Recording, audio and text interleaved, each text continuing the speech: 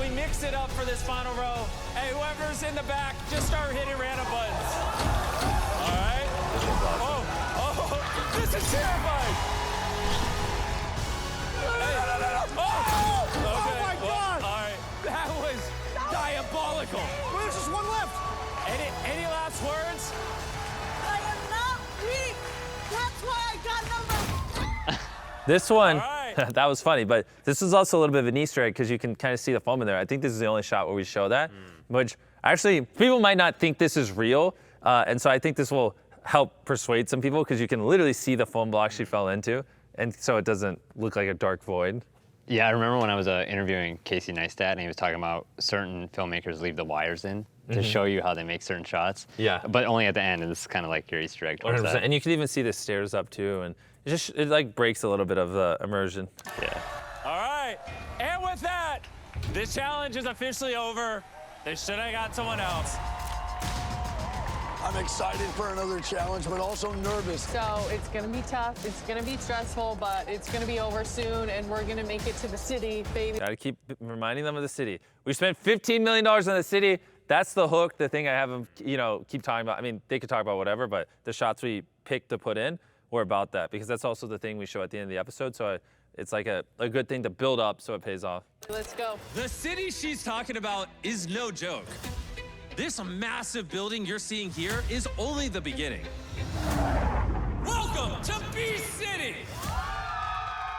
Such a good shot. At the end of this episode, contestants who progress will move into their very own city.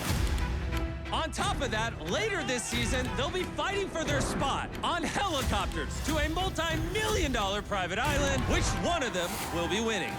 They'll also be firing cannons on real pirate ships. There's monster trucks. They'll run for their lives from real Navy SEALs. Love this. Yeah. And they will have to decide if a train eliminates their closest friends.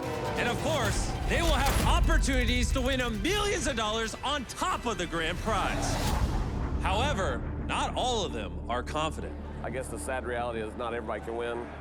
I think the odds are stacked against me. I've seen my competition. The reality of it is that people are going to have to go. And I understand that at any moment it can be me. The fact that it hasn't been me really has a lot to do with luck. I love, this part right here, I love. I think it really, so saying good. goodbye to some really good people. So what's going on here? The guards just put down the X's? Yeah, guards put down X's, and then, this is something I never do in my YouTube videos, but watch how, where are we at? We're about 13 minutes in. This show is very tense and very fast in episode 1 at the start. And so, a big thing for me is, we need to slow this John down and give people a chance to breathe.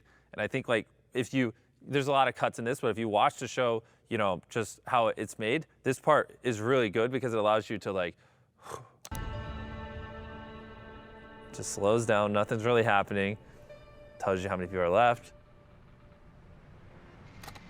Are you guys ready for the next challenge? It's crazy. They're so nervous. All right, I'm gathering these games might be a little stressful for you. So for this next game, let's introduce something a little more familiar. You'll notice attached to each of your towers are some colored boxes. Inside these boxes are blocks. Your goal is to stack all of your blocks on top of the red starting block within 10 minutes. I don't care how you do it. Graphic's as long awesome. as every block is stacked before the timer hits 0. At the end of the 10-minute timer, if any of your blocks are not stacked on top of that red block, or your tower falls over, you'll be eliminated.